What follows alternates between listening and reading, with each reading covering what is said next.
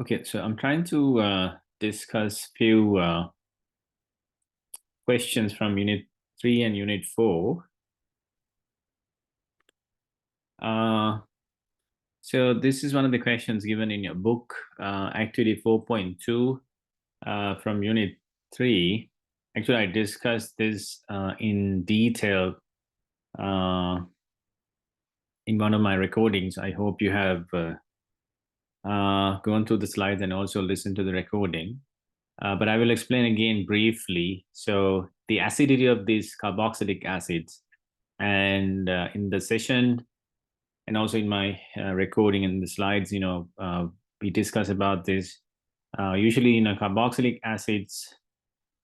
So this is the carboxyl group. So this is the carboxyl group of carboxylic acids. Then you remove this proton, you deprotonate. That's why these are actually, you can deprotonate that and generate H plus. That's why carboxyl group is acidic, and you generate the carboxylate anion. That's how this happens. And I always tell you this, I always explain this. Whenever you generate an excess negative charge or extra negative charge, it needs to be stabilized somehow. That negative charge should be kind of taken away. So then one of the ways these acetic acids or acetic acid, or like as an example, or carboxylic acids, the way they stabilize or become stable is by resonance. So that's one of the ways.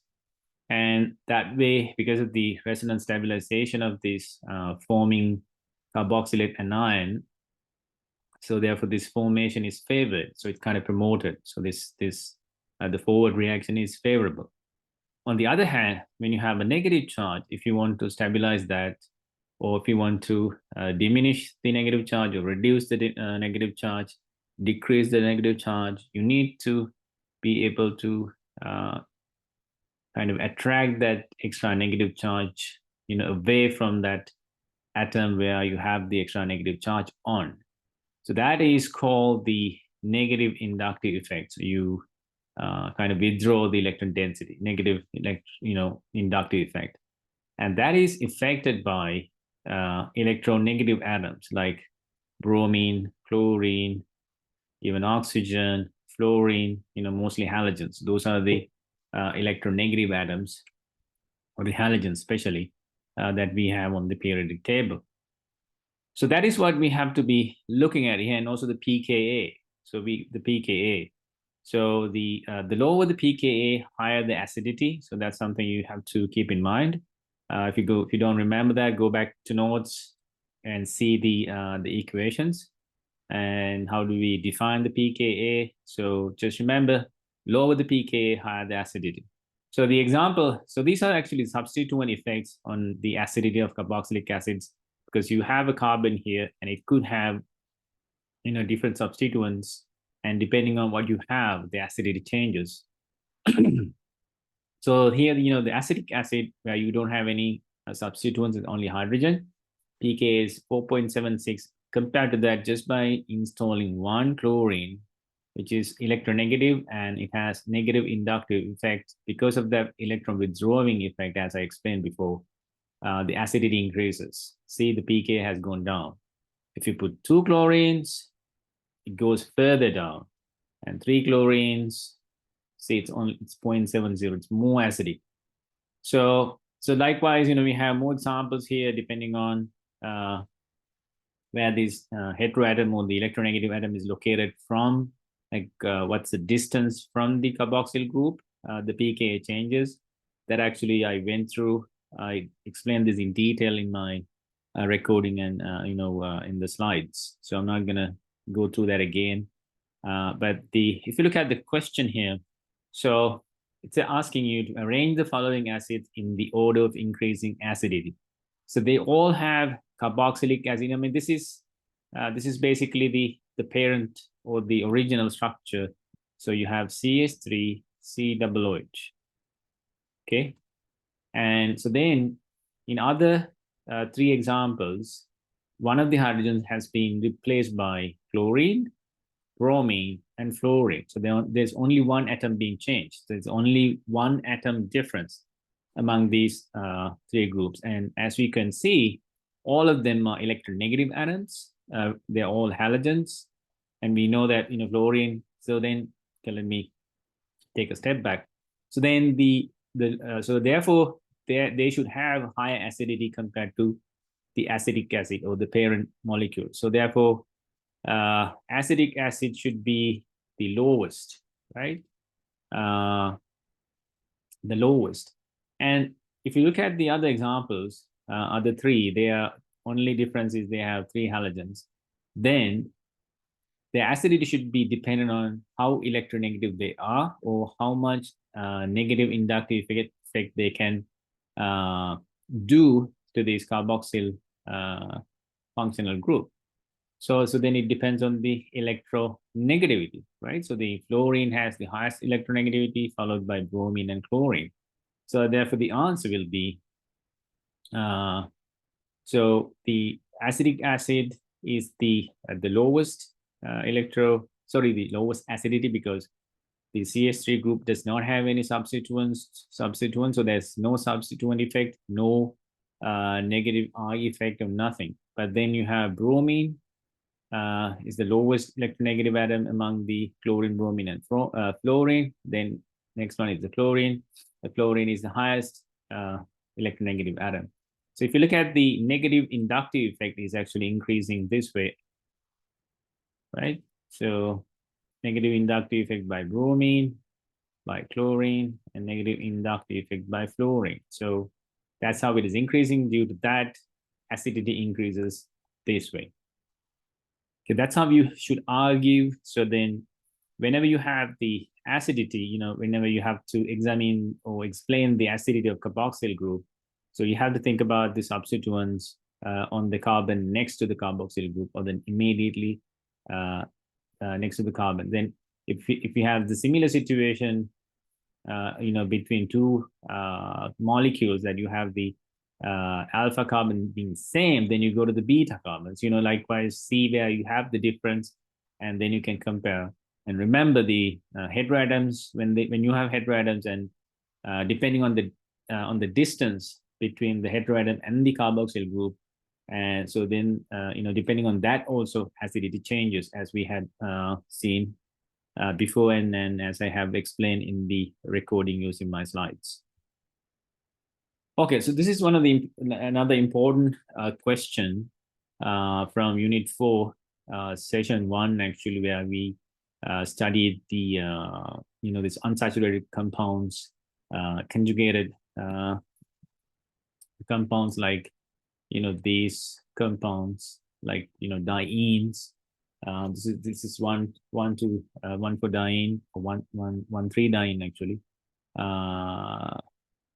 So it's a 1,3-butadiene. So 4 carbons, 1, 2, 3. So 1,3-butadiene. So that's a conjugated system.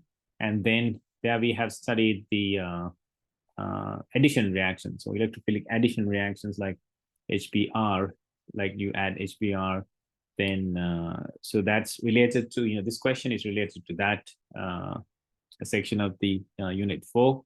So what is asked, and this is also from your book, this is one of the questions given under Session 1, Unit 4. So the question is, give the structures of 1,2 and 1,4 addition products obtained when 2,3-dimethyl 1,3-butadiene reacts with HBr, and deduce which is the thermodynamic product and kinetic product. So before we go to the answers, or before we discuss this problem, let me kind of go through this 1,2 and 1,4 addition to these dienes, or these conjugated double bonds. So if you take this 1,3-butadiene as an example, and if you add hydrogen bromide across these double bonds, and when this happens, what the first step is, the pi electrons from this double bond attacks because it's electron rich, and the pi bond, it attacks this electropositive hydrogen, and then this bond breaks onto bromine. Then you actually, this diene abstract one hydrogen, and you have this structure being generated. There's a positive charge. And if you pay attention here, when this happens, when you have this positive charge, there's like a resonance. It's a resonance stabilized carbocation actually. So then you have one of the species has positive charge on the allylic position. So this carbon is called the allylic carbon, okay? And that is the allylic carbocation, and we know that allylic carbocations are much stable compared to primary carbocation. So then the other resonance structures, these electrons can shift here, then this carbon becomes positive and it's a primary carbocation. And we know that allylic carbocations are much more stable than primary carbocation. So that is when you have these two resonance forms, are represented like this, you have this positive charge being delocalized between these three carbons. So that's the meaning of this drawing here. So then you have these two, you get a different color here. Okay. So we have these two carbocations. And as I explained, one of them is the allylic carbocation and the other one is the primary carbocation. And the allylic carbocation, as I explained, are the most stable carbocation here compared to the primary one. So the primary one is the least stable carbocation. So then the next step is to combine this. Next step is the attack by the nucleophile of the bromide. How the bond formation between the bromide. So the bromide will have to attack the positive center because bromide is negative. So it will attach to the positive carbocation, and you will get this product, which is the bromine being attached to the allylic position. But we know that, okay, let's leave it there now for now. And if the bromine attacks, it's the bromide attacks the other carbocation, which is the least stable one because it's a primary. It is least stable compared to the allylic carbocation. So then bromine attacks this carbon, and you generate this molecule right here. But if you compare these two molecules, you can see this double bond now has this CH3 substituent, but this one does not have. It has two hydrogens compared to this one. This one has one hydrogen and CH3. And we know that when you have double bonds, if they are substituted, if they have alkyl groups attached to them, then those double bonds are more stable. So highly substituted double bonds are stable, less substituted double bonds are less stable. So therefore, this product down here that we get from the least stable carbocation is the most stable alkene because it has this CH3 substituent. But compared to that, the product that we get from the most stable carbocation, or this guy right here, you get this least substituted alkene, which is less stable. And so this product is called the kinetic product, and the other most stable alkene is called the thermodynamic product. So how do we know? How do we distinguish? Like, how do we get kinetic product and also thermodynamic product? So that's actually explained here. So at low temperatures, okay, so low temperatures, the reaction is irreversible. So the reaction is only one way, happening only one way. And the lowest energy transition state will determine the major product. We know that all these reactions go through intermediates, and this carbocation intermediate and also the transition state. So if the intermediate or the transition state is stable and it is less energy, because this allylic carbocation is more stable, therefore it is less energy. Because it's stable, it's less energy. So it is at a lower position on the reaction profile, and so therefore it is easily achievable. So that is why it is called the kinetic product, because the energy gap from the reactants to that transition state, which has allylic carbocation, is easily reachable. So it requires less energy, less activation energy. Therefore, you can the reactant goes through that at lower temperatures and get to the kinetic product. So that's why it is called kinetic product. But but if you give higher temperatures, higher temperatures means you give higher energy. Low temperatures mean low energy. So when you have lower temperatures, that's why you have lower energy, more stable carbocation. But if you can provide higher temperatures, that will guarantee that you will have the least stable carbocation, which requires highest energy. It will be at a higher position on the reaction profile.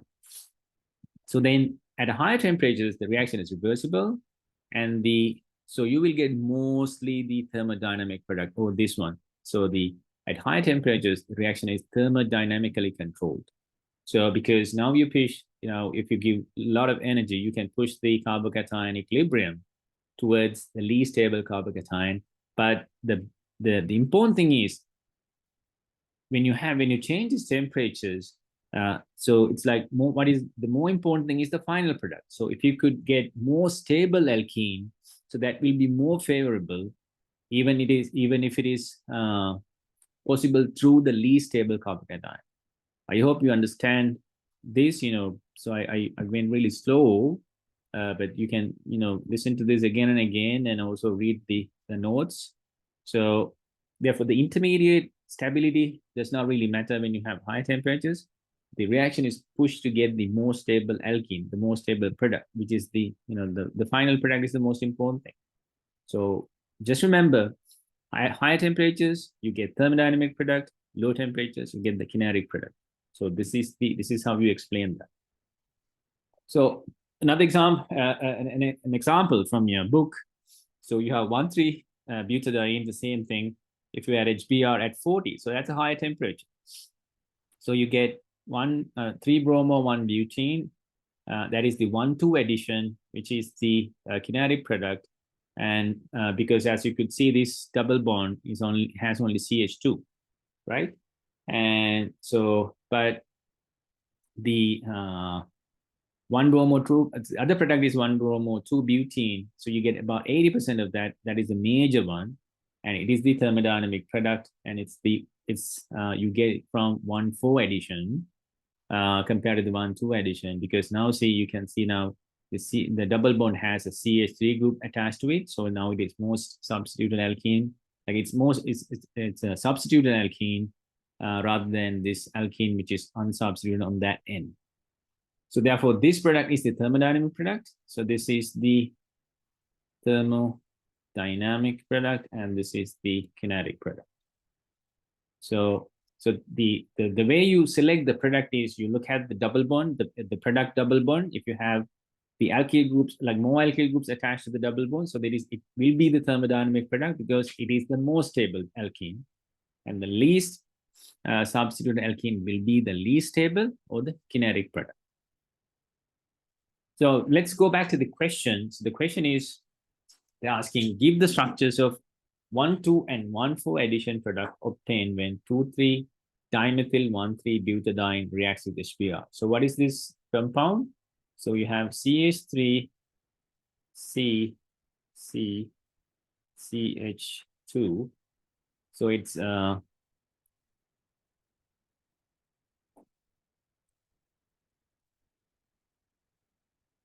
you have, sorry.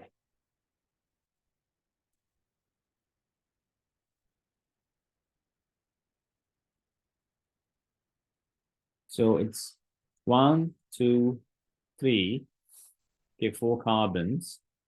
So it's 2,3-dimethyl. So we have methyl group attached to the second carbon, methyl group attached to the third carbon, 2,3-dimethyl, 1,3-butadiene. Buta means you have 4 carbons, and you have dienes at 1 and 3 positions. So 1 ene and 3 ene. So we have 1,3-diene. So you have double bonds at the 1 position and also third position. So this is the molecule. So the 1,2 addition means you add the hydrogen to, so you add hydrogen to this carbon and bromine to that carbon. So that is the 1,2 addition. 1,4 addition is you add hydrogen here and the bromine here. So that is the 1,4. So this is 1,2, and this is 1, 4. So if you add HBr to this molecule 1,2, 1,2 addition is where you have, it's considered, from the other direction, it doesn't really matter. It's a symmetrical molecule. So you added 1 hydrogen here and bromine here. So this is the 1,2 product. And then you have added 1 hydrogen here and bromine here. So that is your 1,4 product. So that's very easy, straightforward. That is the answer for the question A. But they're asking now, deduce which is the thermodynamic product and kinetic product. So how do you do that? So you look at the carbocations from the 1,2 and the 1,4, the 1,4 products. And if you look at the 1,2 product, you actually get the kinetic product. You get the because you add hydrogen here, therefore you get this tertiary or the allylic carbocation, and we know that it is so this is the allylic carbocation actually. Allylic carbocation. So it's like you have CH2. Okay, let me erase this.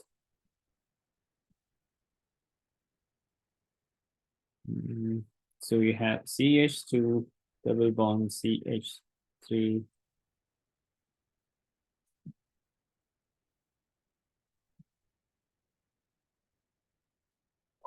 Then CH3. Okay, I can't draw today for some reason. So you have, so this is the molecule, right? So when you're going to do the 1,2 addition, what happens here is you generate this one because you add when you add HBr. So this, okay, let's draw the mechanism properly. So HBr, so this double bond will attack this hydrogen and bromine will fix off. And then the hydrogen, this hydrogen will end up here. When that will end up at this carbon, and this carbon becomes positive. This carbon becomes positive. So that is the allylic, actually. Allylic carbon, and it is the most stable carbon, as we discussed before. Therefore, it will have the lowest energy, lowest activation energy in the reaction profile. So therefore, it will be the kinetic product. So this is the kinetic product because it is the most stable carbocation, and then also it will give the least stable product because you will generate CH3, CBr, CH3, CH3, and CH2. See now, this side of the double bond is not that it is least substituted. But in the 1,4 product, what happens, the hydrogen is attached to this carbon, but then the bromine, or you generate the carbocation here because now this will shift here, and you will generate the carbocation here, through resonance, and so that will be a primary carbocation, and it's a least stable carbocation compared to the allylic one, but it will give you the most stable product because now you have most substituted alkene. So most substituted alkene is the thermodynamic product, and it's more stable, but it goes through the least stable carbocation. So therefore, this is the thermodynamic product, and this is the kinetic product. I hope that you understood that. So I took time to explain slowly, and so I hope you understood that. Okay, so another question from, I think this is from session 4 as well, the aromaticity. That's very important in terms of organic reactions because organic chemistry, there are many aromatic compounds available in the, in the organic reactions or which are used in organic synthesis. It's very important in organic chemistry that we learn and understand about the aromatic compounds. So at your level, we just, learn about like an introduction, like what aromatic compounds are, and then you should be able to show that whether a given compound is aromatic or not with reasoning. Like you have to give reasons, like how do you decide, how did you determine whether it's aromatic or anti-aromatic. So let's first look at, before we go to the answer about these two molecules, let's first look at some rules. How do we determine this aromaticity of a given compound? The first thing is, they have to be, these molecules, for them to become aromatic, they have to be cyclic. So the molecule has to be cyclic. The second thing is all the atoms, every atom on the molecule must be conjugated. So I hope you understand the meaning of conjugated. Like, this is a conjugated molecule and this is not. See, these double bonds are not conjugated. It should be like alternative bonds. So then this is conjugated, this is not. Then the third one is the molecule must have 4n+2 pi electrons. So I will explain what is the meaning of this 4n+2 in the next slide. So the molecule should have the 4n+2 pi electrons. Fourth one is the molecule must be flat. But usually, if the first three conditions are met, so if the first three conditions are fulfilled, usually the molecule is flat, but there can be rare exceptions. But mostly, these molecules, the aromatic molecules, are flat. So then, if you look at if the molecule can, fulfill the first three requirements, the molecule is actually flat. So, but you have to make sure the molecule is flat. How do you know the molecule is flat? Just look at the hybridization. So usually the sp2 hybridized atoms, give you flat structures. If you have all of them are sp3, you have tetrahedral arrangement, then the molecule can't be flat molecule. So what is this 4n+2 thing? Actually, the thing is, this n in that equation, these all Huckel rules, this n is not related to the molecule at all. It's not a property of the molecule. So this is just a number series. So for us to determine the number, which like how many electrons we are looking at, this n is there only for that purpose. So it's just a mathematical shorthand for writing out the series. This is the series that we're looking at. 2, 6, 10, 14, 18, 22, and so on. So if you have this number of pi electrons, like 2, 6, 10, then that molecule will be aromatic. But if you have 3, 7, 8, 12, 16, 20, they are anti-aromatic. So then those molecules are not considered as aromatic. So for us to generate this number series, so we can use different values for n. So n is equal to 0. So that 4 times 0 plus 2, that is 2. 2 electrons, 2 pi electrons, 2 pi electrons, or 2 pi electrons. So then that molecule will be aromatic. When n equals 1, we have 4 times 1 plus 2, that is 6.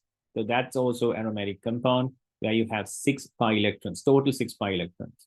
So n equals 2, that is 10. N equals 3, will be 14. So then, you can go on and, continue this series, depending on how many rings are attached to the molecule. You could have as many pi electrons as there could be. And so then the n is only there for us to get this number series. Nothing, it's not related to the molecule, not like the number of rings available, or nothing like that.